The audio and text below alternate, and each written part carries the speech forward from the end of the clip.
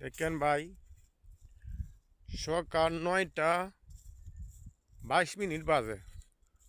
ওখানে ঘর থেকে বাড়ি যেতে দেয় না কষার জন্য। এই দেন কষা দিয়ে পড়ছে, কিনু জায়গায় কষা, কিনু জায়গায় মুষ পড়ছে। এই যে মনে এক জায়গার আঞ্চলিক ভাষা। কিন্তু ভাই, এই যে শীত পড়ছে, আগে তো কিছুদিন ভালো গরম হচ্ছে, চৈত মাসের মতো শরীর ঘামছে। কিন্তু ওহন আজকে 3-4 দিন ধরিয়া পুষ মাস পড়ার পর থেকে ওহন তো ভাই ঠান্ডার জন্য ঘর থেকে বাড়ি নিয়ে জানা। রে ঠান্ডা। ওহন আমাদের এখানে ধান কাটা শেষ, মেশিন দিয়া কাটতে শেষ করে দিয়েছে আমন ধান। এই দেখেন সব দাওয়া মারি কিন্তু শেষ। সোনার ফসল আল্লাহ রহমত মানুষ এবার বাড়িতে তুলছে।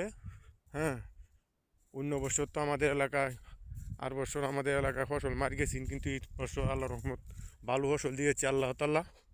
হ্যাঁ, অনেক সুন্দর ফসল হয়েছে। কিন্তু ভাই সোনার ধান কাটা শেষ। ভাই, এই ফেসবুকে কিছু টুকটাক কাজ করতেছি। সকালে সময় ভাই আমার তো লোক নাই ভিডিও মানানির মতন। কইলাম তো একটা ভিডিও আধা হইরে মানাই হালাই। আচ্ছা দেখি কি করা যা। ভাই একটা ভিডিও বানাইতেছি, এই ভিডিওটা আপনার কাছে পুশ করবাম।